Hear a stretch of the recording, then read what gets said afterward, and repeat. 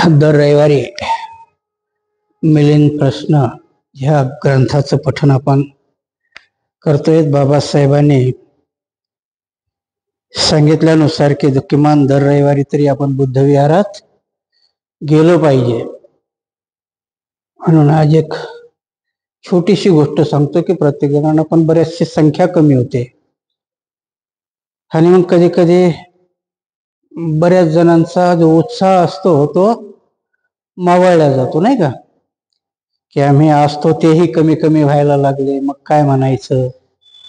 मग कधी कधी कमिटी नाराज होते, तर कधी कधी भंतेजी नाराज होतात, तर कधी कधी, परंतु नाराज होण्याचा काही सवाल नाही, कारण त्यातली एक छोटीशी गोष्ट आहे आणि तुम्ही प्रत्येकाने ती ऐकली असेल। अर्थ कसा असतो की एका जंगलाला आग लागते आणि त्या जंगलाला आग लागले त्याला वणवा म्हणतात।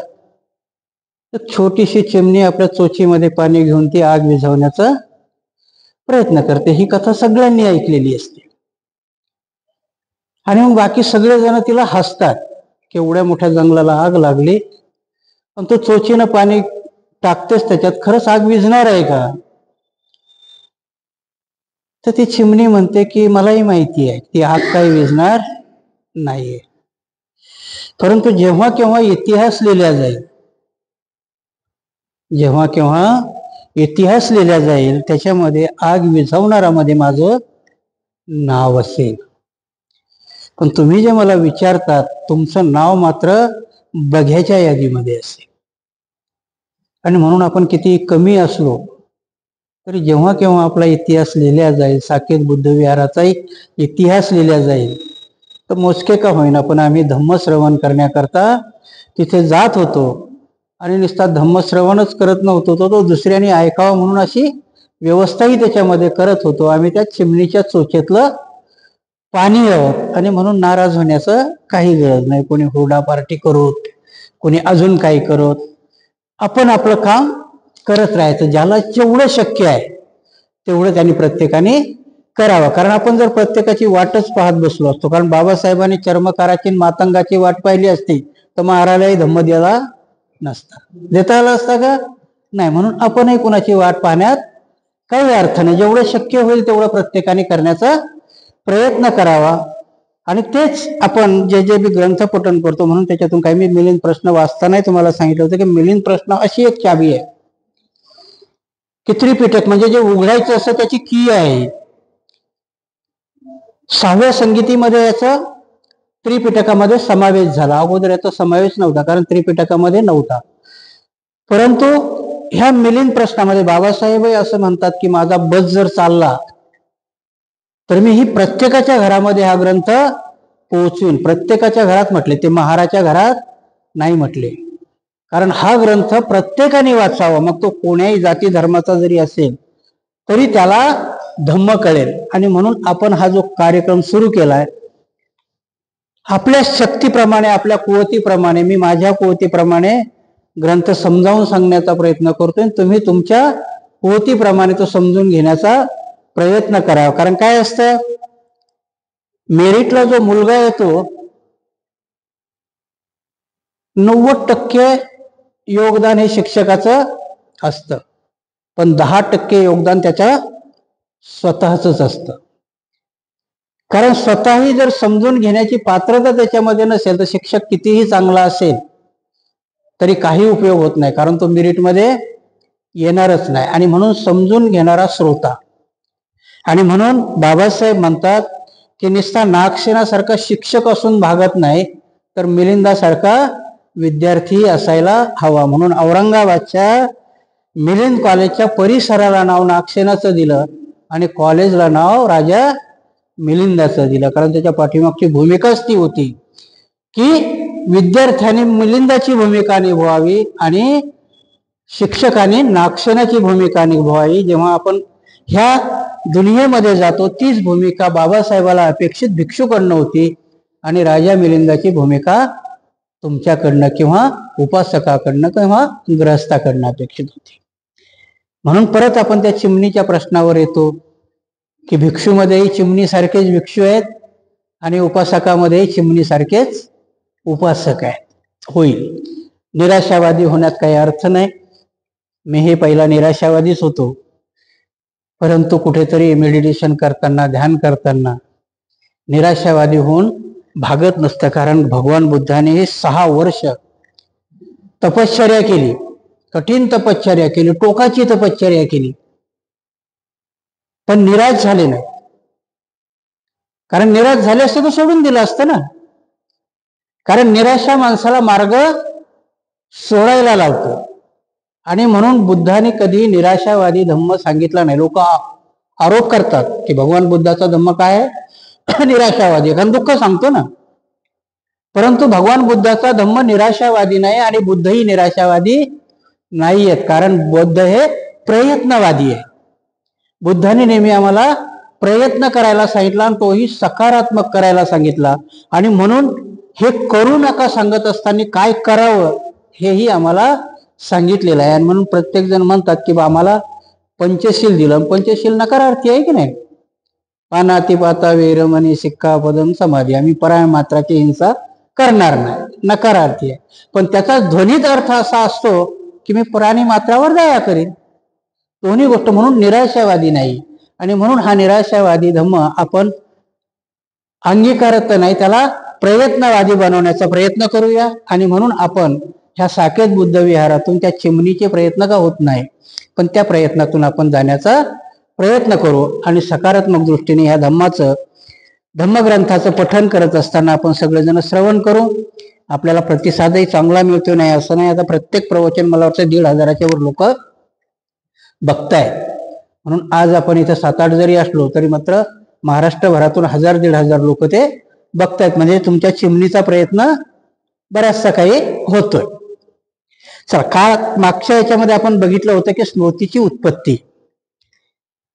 आजचा धडाही तोच आहे. विमत्तेछेदन प्रश्नामध्ये 4थं प्रकरण आहे आणि त्याच्यामध्येही स्मृतीच्या उत्पत्तीचे 16 प्रकार आहेत. स्मृतीला भगवान बुद्धाने आर्य अष्टांगिक मार्गामध्ये स्थान दिलेलं आहे. मी मागच्या प्रवचनामध्येही सांगितलं होतं की स्मृती की जसं शाप आहे तसं वरदानही आहे. कारण स्मृती जर माणसाजवळ नसेल तर तुम्ही कुठल्याच गोष्टी शिकू शकणार नाही. आणि स्मृती जर 24 तास तुमच्याजवळ असेल तर तुम्ही पागल झाल्याशिवाय राहणार नाही. म्हणून स्मृतीचे 2 प्रकार आहेत. म्हणून टोकाच्या स्मृतीला आणि त्या स्मृतीला भगवान बुद्धाने आर्य अष्टांगिक मार्गामध्ये सम्मासती म्हटलं, की जी सम्यक असली पाहिजे. स्मृती कशी असली पाहिजे? सम्यक. आणि मग स्मृतीच्या उत्पत्तीचे स्रोत काय आहे? तर असे 16 स्रोत भगवान बुद्धाने सांगितलेले आहेत. आणि तोच राजा मिलिंद नागसेनाला प्रश्न विचारतो. म्हणून मी सांगितलं होतं की मिलिंद प्रश्नामध्ये भगवान बुद्धाचे सर्व सिद्धांत येतात.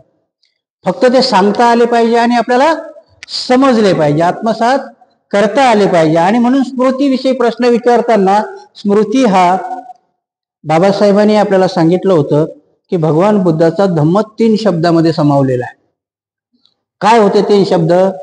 शील, समाधी आणि प्रज्ञा. बाबासाहेब म्हटले की ह्या 3 शब्दावरती जर तुम्ही कॉन्स्ट्रेशन केलं तर तुम्हाला पूर्ण बुद्ध धम्म समजतो. आणि कारण बुद्ध धम्माचं लिटरेचर आणि मार्गच असा आहे की एका गाथेवर एक ग्रंथ निर्माण होतो. म्हणून विशुद्धीमग्ग नावाचा ग्रंथ कसा निर्माण झाला माहिती आहे का तुम्हाला? की जेव्हा अश्वघोष श्रीलंकेमध्ये गेले. कशा करता गेले ते अश्वघोष श्रीलंकेमध्ये? 3ऱ्या-4थ्या शतकातली गोष्ट आहे की जेव्हा ते गेले. कारण सर्व हे ग्रंथ, इथली ग्रंथ सगळी श्रीलंकेमध्ये गेली होती. आणि मग प्रत्येक ग्रंथाला अट्टकथा निर्माण करायच्या होत्या. कारण कुठल्याही गाथेला कुठली तरी कथा असल्याशिवाय तिला अर्थ येत नाही, ज्याला आपण टीका म्हणतो.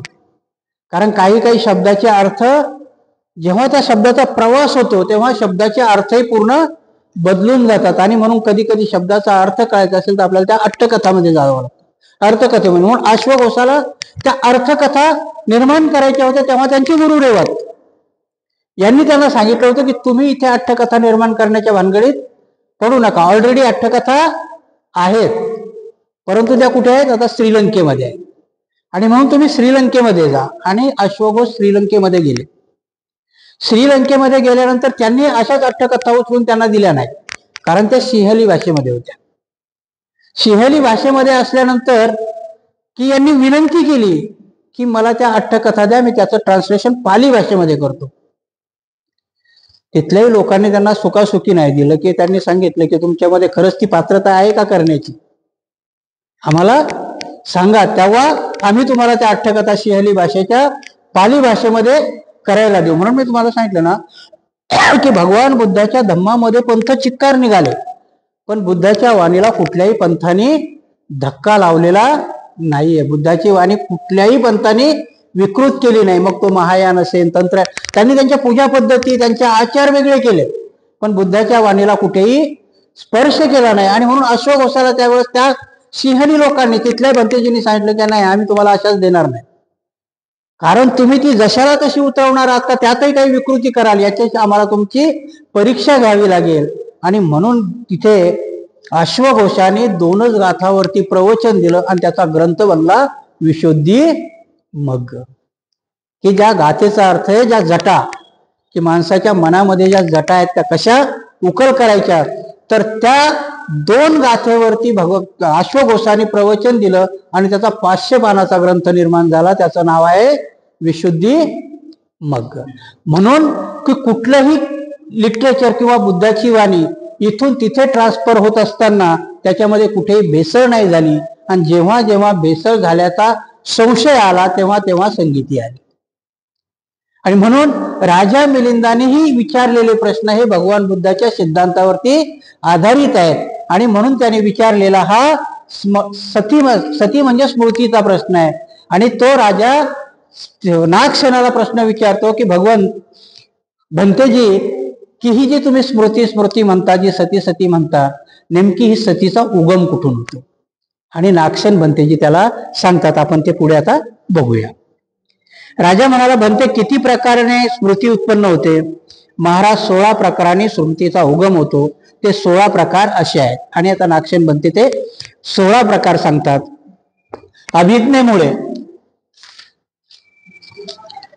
अभिज्ञेमुळे स्मृती उत्पन्न होते. आयुष्यमान आनंद, उपासिका, खजुतरा, अगर ज्यांना अशी अभिज्ञा शक्ती प्राप्त झाली होती असे लोक आपल्या पूर्वजन्मातील गोष्टीचे सुद्धा स्मरण करत होते.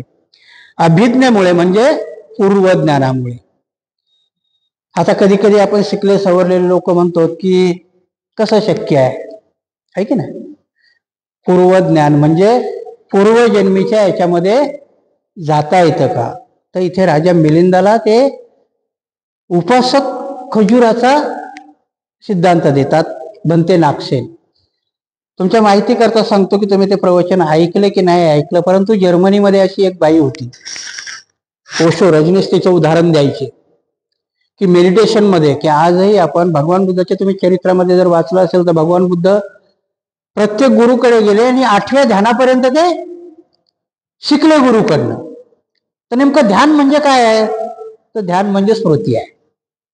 त्या स्मृतीमध्ये जायचं असेल, आजही तुम्ही जर समजा मेडिटेशन किंवा विपश्यनाच्या शिबिराला गेलात की नाही गेलात मला माहिती नाही, परंतु पहिले 2-3 शिबिरं झाल्यानंतरचं शिबिर असतं सतीपट्टात. सतीचा अर्थच काय, स्मृती. आणि म्हणून ते आचार्य रजनीश सांगतात की एका बाईने हट्टच धरला होता की मला ह्या ध्यानामध्ये पूर्वजन्मात जाता येतं का. जसं मी सुरुवातीला तुम्हाला सांगितलं की स्मृती जसं वरदान आहे तसा शापही आहे. तर त्या बाईला ती 8व्या ध्यानातून गेली आणि नंतर ती अशी जात स्मृती म्हणजे काय की मागची आठवण आहे. मग स्मृतीमध्ये मग आठवण करत करत करत कुठे जातो आपण, मागच्या जन्मामध्ये जेव्हा ती बाई गेली तेव्हा ती पागल झाली, कारण तेव्हा तिला आठवलं की ती मागच्या जन्मात वेश्या होती. आणि म्हणून त्या ध्यानामध्ये जायलाही इथेही उदाहरण देतात की पूर्वजन्मामध्ये तुम्हाला जाता येतं. याचं साधं उदाहरण मी तुम्हाला सांगेन. कोंबडीचं पिल्लू तुम्ही कधी बघितलं का. जर कोंबडीचं पिल्लू त्या कोंबडीच्या आजूबाजूला जर चरत असेल आणि वरून जर घार येते तर ते पिल्लू आईच्या पंखाखाली जात. काय असते ही भीती, कारण ही पूर्वजन्मातली चालत आलेली भीती. नेमकं जन्मलेलं बाळ, त्याच्या कानाजवळ जर मोठा आवाज झाला तर ते डसकतं. काय असतंय त्याला माहितीये का मृत्यू म्हणजे काय, नेमकंच जन्मलंय. कुठलाही संस्कार आहे का त्याच्यावरती, कुठलाही संस्कार नाही, पण त्याच्या कारण ते पूर्व संस्कृतीच्या त्याच्या सोबत आलेलं ते भय आहे, ती सोबत आलेली भीती आहे पूर्वजन्मीची, आणि म्हणून तिथपर्यंत स्मरण असतं. तेच जर तुम्ही ध्यानात गेलात तर तुम्हाला ते स्मरण. कधी कधी आता तुम्ही जर हे बरेचसे लाय डिटेक्टर हे ते प्रकार म्हटलेत की नाही तुम्ही, की चोराला जर खऱ्या गोष्टी कबूल करायच्या असतील तर ते एक मशीन निर्माण केलंय ना. बऱ्याचशा पद्धती आहेत त्याच्यामध्ये, की त्या हे काय काय म्हणतात त्याला, त्याला स्मृतीमध्येच जाणं आहे ते, की त्या माणसाच्या मेंदूवर ही प्रक्रिया केली जाते की त्याला स्मृतीमध्ये नेलं जातं. संमोहन त्याच्यातला हा एक प्रकार आहे, की मोहित करणं तुम्हाला बऱ्याचशा गोष्टी, आणि हा सध्या अस्तित्वात आहे. म्हणून कुठल्याही गोष्टीला आपण भाकड कथा नाही म्हणू शकत, कारण त्या गोष्टीपर्यंत जायला. आणि म्हणून कधी कधी काही गोष्टीचा आपण जेव्हा टीकाही करतो, काही करतो, काही गोष्टीमध्ये बरेचसे लोक विचारतात, नसतीलही काही गोष्टी, परंतु प्रत्येक गोष्टीवरती संशय घेणं चुकीचं आहे. ज्ञानेश्वर महाराजांनी समाधी घेतली. समाधी तुमच्या आर्य अष्टांगिक मार्गामध्येही आहे ना, परंतु त्या समाधीमध्ये आणि ह्या समाधीमध्ये फरक. ती समाधी आत्महत्या आहे, ही समाधी जिवंतपणामध्ये समाधीत जाणं आहे. परंतु काही लोक आपली बरीच टीका करत जातात. म्हणून एक जण असाच विचारतो की ज्ञानेश्वर महाराजांनी खरंच भिंत चालवली असेल का. मला वाटलं तुला काय करायचं, चालवली तर चालू दे ना त्याने. नाही म्हणे पण सगळं कर्मकांडच आहे. आणि म्हटलं चालवली असेल बाबा. असं कसं म्हणता म्हणे बंतीजी तुम्ही चालू शकता का. म्हटलं हो मी चालू शकतो, कारण त्या ज्ञानेश्वराने भिंत का चालवली होती, तो पुढचा येणारा वाघावर बसून आला होता ना, मग तसं तू या वाघावर बसून मी चालवतो म्हटलं. म्हणून कुठल्या गोष्टीवरती आपण कुठल्या टोकाची शंका घ्यायची. आणि म्हणून समाधीमध्ये की आपल्याला पूर्वजन्माची आठवण होते की नाही, इथे नागसेन बंतीजी सांगतात की आपल्याला होते, अभिज्ञेमुळे आठवण होते. स्मृती कशामुळे होते तर अभिज्ञेमुळे, म्हणजे पूर्वज्ञानामुळे होते. तर दुसरं आहे की बाह्य गोष्टीमुळे स्मृती उत्पन्न होते. जे विसराळू असतात त्यांना वेळोवेळी सांगत असल्यामुळे त्या स्मरण होते. काही माणसं आपण आजही घरातून तुम्ही निघालात की निघेपर्यंत माहिती असतं की छत्री घ्यायची, परंतु काही गोष्टीत तसेच निघून जातात. आणि मग कुठे आठवण होते की ती दुसऱ्याकडे दिसते. दुसऱ्याच्या हातात छत्री दिसली की मग याला आठवत मलाही घ्यायची होती. म्हणजे काही गोष्टी बाह्य गोष्टीतून आपल्याला बाह्य गोष्टींनी बघितल्यानंतर आपल्याला त्याची स्मृती होते किंवा आठवण होते. तिसरं आहे एखादा मोठा प्रसंग घडला असता स्मृती होते. काय असतो एखादा मोठा प्रसंग स्मृतीची गोष्ट आठवायला, की आपल्या आयुष्यामध्ये काही घडलं. तुम्ही समजा रस्त्याने चालतात आणि एखाद्या माणसाने एका माणसाला उडवलं, तर आपली स्मृती जागृत होते ना की आपल्या आयुष्यामध्ये असा ऍक्सिडेंट कधीतरी घडलाय का. तो घडलेला आपण रोजच आपल्या स्मृतीत असतो का तो नाही, पण तो जर पुढचा आपण प्रसंग बघितला तर आपल्या बरोबर काय घडलंय याची स्मृती जागृत होते. आनंदाच्या प्रसंगाने सुद्धा स्मृती उत्पन्न होते. अमक्या वेळी त्या गोष्टीने अतिशय आनंद झाला अशा स्मरणाने स्मृती उत्पन्न होते. दुःखद प्रसंगामुळे स्मृती उत्पन्न होते. अमक्या ठिकाणी त्या प्रसंगाने फार दुःख भोगावे लागले होते अशी आठवण होताच स्मरण होते. की आनंदाच्या क्षणाने कुठल्या काही गोष्टी आपल्या आयुष्यात काय घडल्या, आनंदाच्या गोष्टी. जर समजा तुम्ही कोणाच्या एखाद्याच्या लग्नात गेलात आणि त्याच्या लग्नात एखादा प्रसंग पाहिला तर तुमच्याही लग्नातला प्रसंग तुम्हाला आठवतो. किंवा एखाद्या दुःखाच्या ठिकाणी गेला की कोणाच्या तरी मैतामध्ये गेलात तर तुमच्या प्रिय व्यक्तीचा झालेला दुःखाचा वियोग तुम्हाला तिथं आठवतो. सांगण्याचा उद्देश हा आहे की स्मृती किती प्रकारच्या आहेत, तुम्हाला आठवणी किती प्रकाराने निर्माण होतात, हा स्मृतीचा प्रश्न आहे की जो सम्यक दृष्टीने. आता नुसतंच आठवल्याने काय होणार आहे का, स्मृती कशा करता असावी. म्हणून भगवान बुद्धांनी आर्य अष्टांगिक मार्गामध्ये स्मृतीला का स्थान दिलं असेल आणि त्याला सम्यक स्मृती का म्हटलं, तर ज्या ह्या 16 प्रकाराने तुम्हाला स्मृतीचं ज्ञान होतं, मग ती जर वाईट स्मृती झाली असेल तर त्याला सोडावं, पुढे आपण त्याच्यामध्ये जाऊ नये. आणि चांगल्या प्रकारचं स्मृती झाली असेल तर त्याचा विकास करत जावं, हा स्मृतीचा सोपा अर्थ आहे. आणि म्हणून तिथे म्हणतात की स्मृतीमुळे माणसाला हे होतं. जसे राजाच्या अभिषेकाची व्यवस्था चालली असता स्मरण होते, किंवा स्वतःच्या श्रोतापती फळाच्या प्रसंगामुळे काही गोष्टी आपल्याला श्रोतापती. आता तुम्ही जर बघितलं असेल तर निर्वाणाच्या याच्यामध्ये 4 प्रक्रिया सांगितल्या.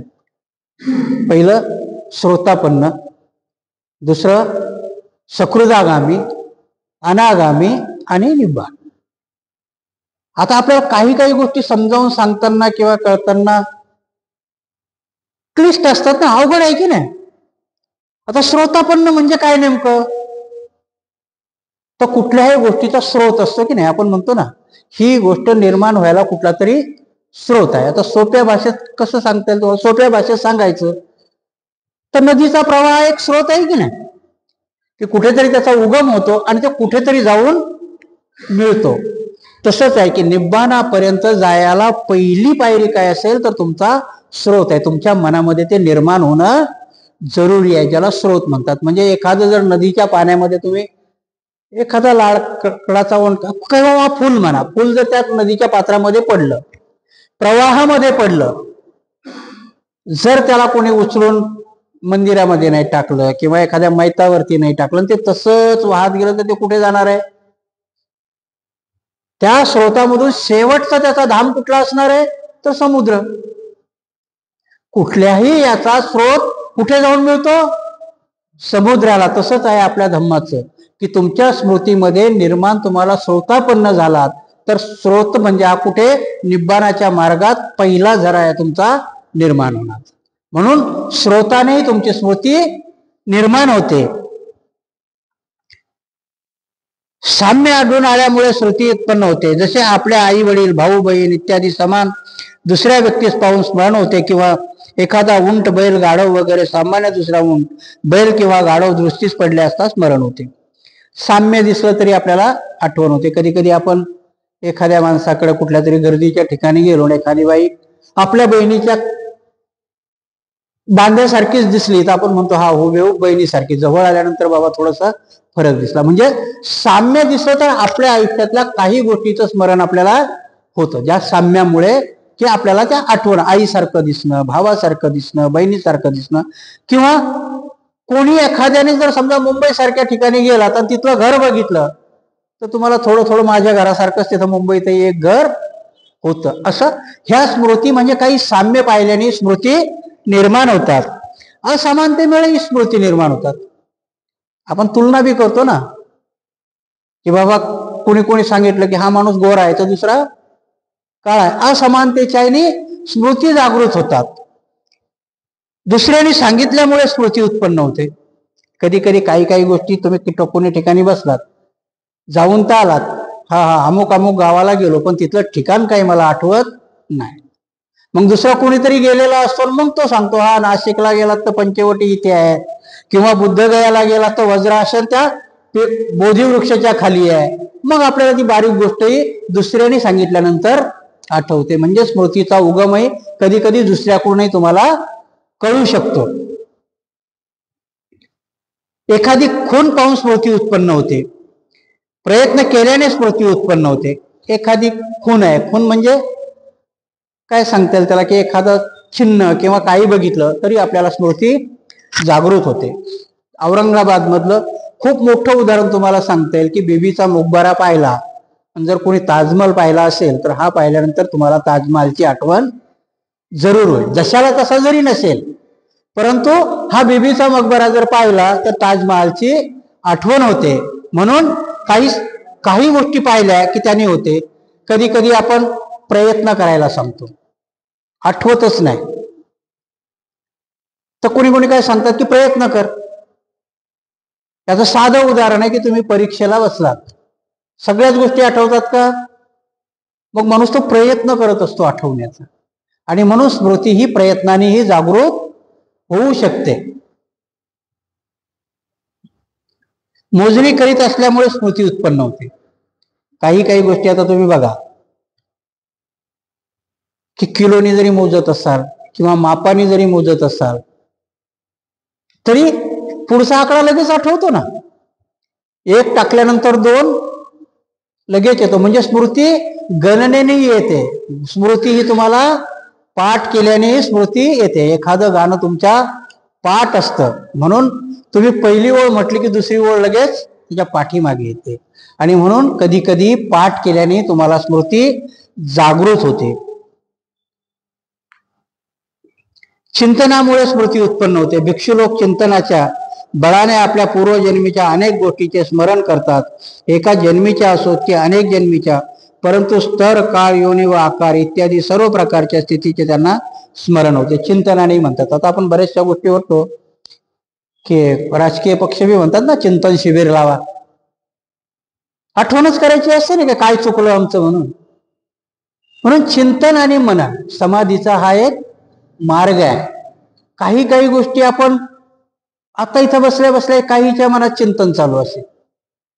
काही जण वर्तमानात ग्रंथ ऐकत असतील, पण काहीच्या मनात मागचं चिंतन सुरू असेल. म्हणून चिंतन आणि मनन ही कशाची उत्पत्ती आहे? तर स्मृतीची आहे.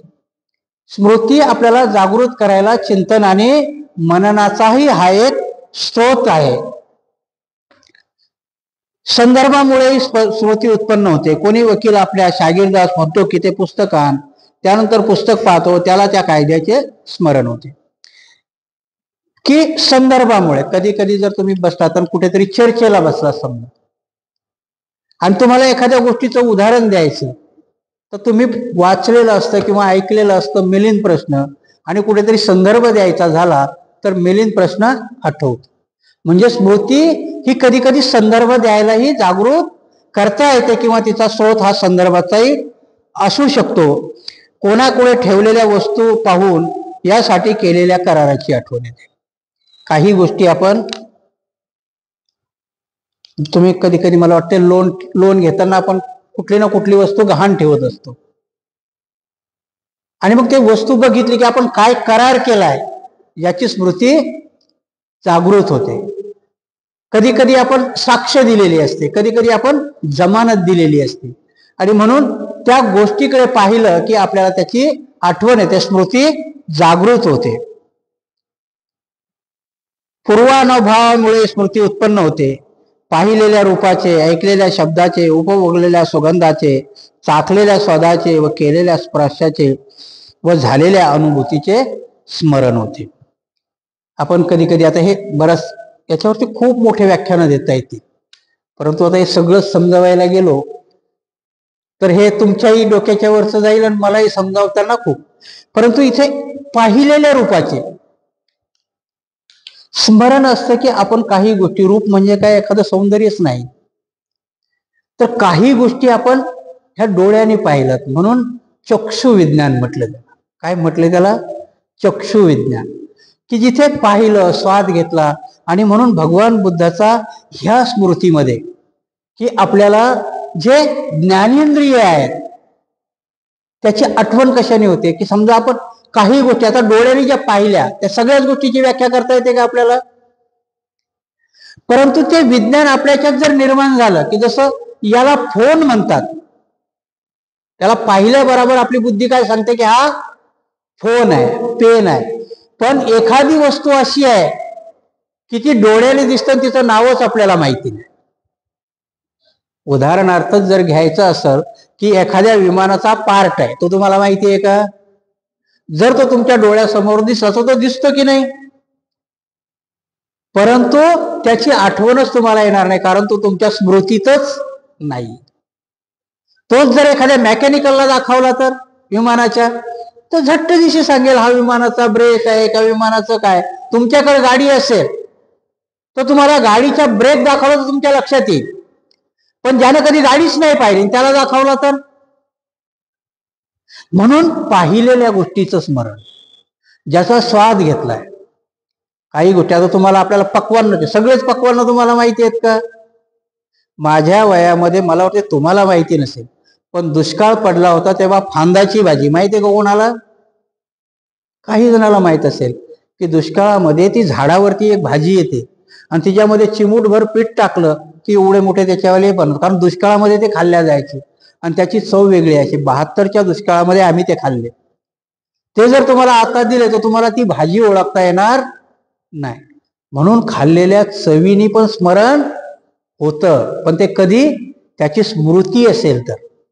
जर स्मृतीच नसेल तर काही गोष्टीच्या स्पर्शाने. आता स्पर्श कशाचा असतो? गादीवर झोपला तर स्पर्श मऊ आहे ना, चटईवर झोपलात तर कळलं काय? कशाने आठवतं ते आपल्याला? कारण आम्ही त्या गादीवर झोपलेलो आहोत. त्याच्यापेक्षा मऊ आला तरी तो आम्हाला स्पर्श जाणवेल, कारण स्पर्श हा आमच्या स्मृतीत आहे. म्हणून ह्या पाचही इंद्रियामध्ये जे आम्हाला स्पर्श होतात, नुसता हाताने स्पर्श केला जातो का? प्रत्येक इंद्रिय प्रत्येक रूपाला, प्रत्येक गोष्टीला स्पर्श करत असतं. म्हणजे आमचं कर्ण इंद्रिय ध्वनीला स्पर्श करतं. कान काय ओळखतो? ध्वनी ओळखतो ना. चांगला आहे की वाईट आहे. जर कोणी शिवी दिली तर कान तुम्हाला सांगतो तो ध्वनी कसा आहे? वाईट आहे. म्हणजे त्याचा स्पर्श जाणवतो, त्याची आठवण देतो. काही गोष्टी मी तुम्हाला मागे सांगितल्यात की शब्दाचे अर्थच बदलून टाकले. राक्षस आहे की नाही शब्द? आता तुमच्या कानाला जर राक्षस म्हटलं, तुम्हाला जर म्हटलं की हा माणूस राक्षस आहे, तो तुमचा कान काय स्मृती जागृत करेल? की माणूस वाईट आहे. ऍक्च्युअली त्या शब्दाचा अर्थ काय आहे? जर तुम्ही पूर्व याच्यात गेलात, खूप ज्याच्यात, त्या राक्षसाचा अर्थ रक्षण करणारा आहे. जर त्या स्मृतीत गेलात तुम्ही, तर मग आजचे पोलीस, आजचे सैन्य पूर्ण राक्षसच आहे की नाही? परंतु आमच्या कानाला स्मृती कशाची आहे? आता विकृत केलेल्या शब्दाची. म्हणून ह्या स्मृती ही आम्ही कशा स्वीकारतो? आणि म्हणून भगवान बुद्धांनी आणि म्हणून राजा मिलिंदांनी विचारलेल्या प्रश्नालाही नागसेन बनतेजी सांगतात की स्मृती म्हणजे सती ही आर्य अष्टांगिक मार्गामधली आहे. म्हणून स्मृतीने जगलं पाहिजे. आपण म्हणतो की नाही, सावधान चित्तेने, स्मृतीने. म्हणून बाबासाहेबही म्हणतात की स्मृती कशाला म्हटलं? की जो आपल्या इतिहास विसरतो, म्हणजे स्मृती हरवतो, तो इतिहास घडवू शकत नाही. म्हणून स्मृती ही निश्चित बोलायची गोष्ट आहे का? तर स्मृती ही आर्य अष्टांगिक मार्गातली एक सम्यक कृती आहे. आणि ती किती प्रकाराने उत्पन्न होते? तर 16 प्रकाराने उत्पन्न होते. आणि त्या 16 प्रकारालाही तुम्हाला सम्यक दृष्टीने तिला आत्मसात करता आलं पाहिजे. आणि म्हणून राजा मिलिंदाला भंते नागसेनाने सांगितलं की राजा, स्मृती ही 16 प्रकाराने उत्पन्न होते. फक्त चित्तातच उत्पन्न होते का? तर नाही, ती 16 प्रकाराने उत्पन्न होते. तशी 16 प्रकाराने म्हटली, मात्र क्रमशः ती 17 प्रकाराने असते. इथे त्या राजाचं समाधान होतं. दुसरा प्रश्न तो विचारतो की मृत्यू समय बुद्धाचे स्मरण केले असता देवत्वला. राजा म्हणाला, भंते, एखाद्याने जरी 100 वर्षपर्यंत पाप कर्म केले असले तरी केवळ मृत्यू समय त्याने बुद्धाचे स्मरण केले तर त्याच देवलोकी जन्म मिळतो असे आपण म्हणता. यावर माझा मुळीच विश्वास बसत नाही. तसेच एखाद्याने एक जरी हत्या केली असेल तरी त्याला नरकलोकी दुःखस्थिती पुन्हा जन्म द्यावा लागतो असेही आपण सांगता. परंतु यावर सुद्धा माझा विश्वास बसत नाही. महाराज, अगदी लहान दगड एखादा तुकडा पाण्यावर ठेवला तर तो तरंगू शकेल काय? नाही म्हणते. आणि महाराज, 100 गाड्या दगड एखाद्या नावेत भरून पाण्यात सोडले तर नावेच्या सहाय्याने ते तरंगू शकतील की नाही? होय म्हणते, सहज तरंगू शकतील. महाराज, जे काही पुण्यकर्म आहेत त्यांना नावे समान समजले पाहिजे. भंते, आपण उत्तम प्रकारे सांगितले. आणि इथे भंते नागसेनाला राजा मिलिंदाने प्रश्न विचारला की तुम्ही भंते लोक सांगता की भगवान बुद्धाचं नुसतं नाम स्मरण जरी केलं मरताना तर त्याला सद्गती लाभते. तर हे काही मला पटत नाही. एखाद्या माणसाने खूनही केलेला आहे. आणि म्हणून तुमच्या माहिती करता सांगतो की अंगुलीमालाने 999 खून केले होते ना. देवदत्ताने एकही नव्हता केला. फक्त देवदत्ताने कृत्या वाईट केल्या होत्या. देवदत्ताने तथागताला मारण्याचा प्रयत्न केला होता. आणि तरीही अंगुलीमाल अरहंत होतात आणि देवदत्त मात्र नरकामध्ये जातात. 2 गोष्टी आहेत की नाही? आणि हाच प्रश्न राजा मिलिंद विचारतो की तुम्ही मरताना काय म्हणतात? आजही तुम्ही जर गेलात, आमच्यासारखे भंतेजी काय सांगतात, कधी कधी आम्हाला फोन येतात, भंतेजी आता वडिलाची शेवटची घटिका चालू आहे. मग आम्ही काय म्हणतो, परित्राण पाठ त्यांच्या कानाजवळ लावून द्या. बुद्धांनी त्यांच्या तत्वज्ञानामध्येही सांगितलं की माणसाला सद्गती कधी प्राप्त होते, की मरताना जर त्याचं चित्त शांत असेल तर. वरवरनं किती साधं वाटतं की नाही तुम्हाला, पण चित्त एवढ्याच सोप्या पद्धतीने शांत होईल का? चित्त शांत व्हायला कितीतरी प्रयत्न करावे लागतात. आणि म्हणून इथे राजा मिलिंद भंते नागसेनाला प्रश्न विचारतो की तुम्ही लोक सांगता की भगवान बुद्धाचं नुसतं साधं चिंतन जरी केलं तर त्याला सद्गती प्राप्त होते, हे काही मला पटत नाही. आणि मग इथे भंते नागसेन कशाचं उदाहरण देतात? एका दगडाचं, पाण्याचं आहे की नाही.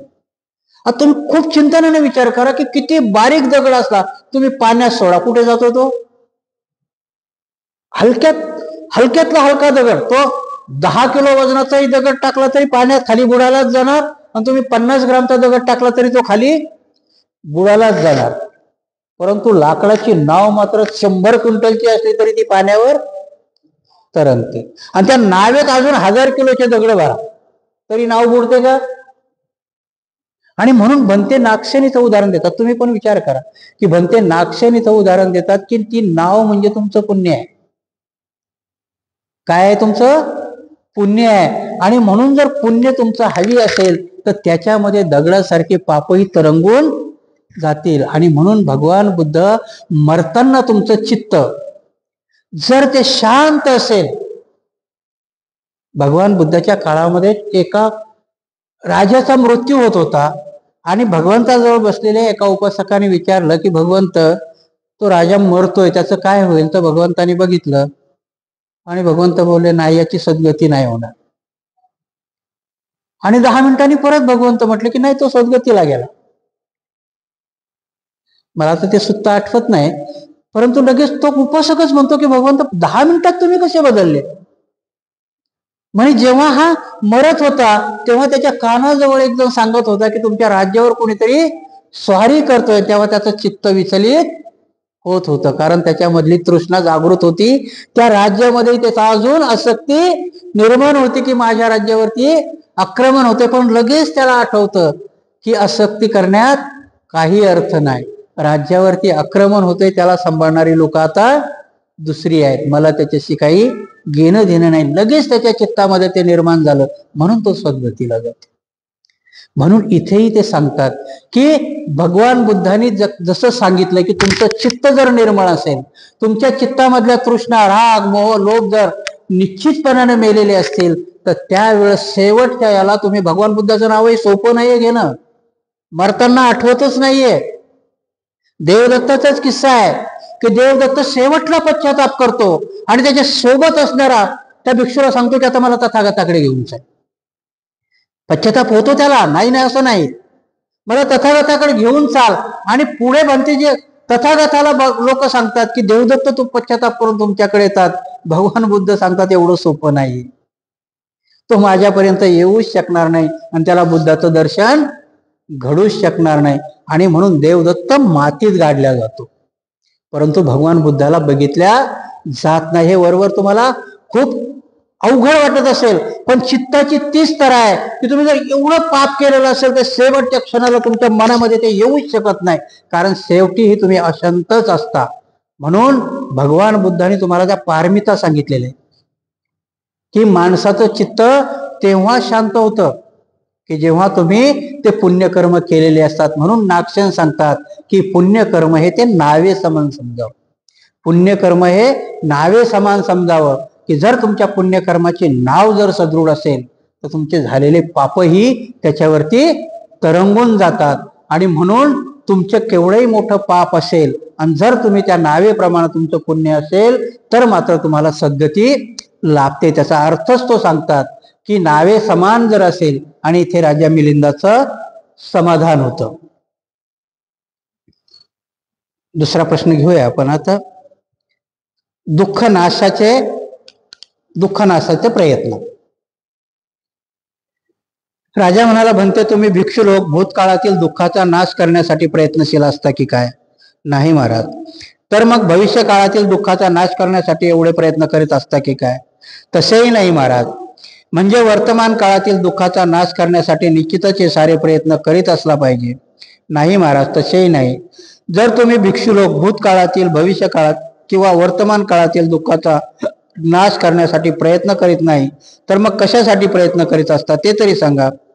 स्थवीर म्हणाले, ज्याच्या योगाने या दुःखाचा निरोध व्हावा आणि कसल्याही प्रकारचे दुःख उद्भवू नये यासाठीच आम्हा बौद्ध भिक्षूचे प्रयत्न चाललेले असतात.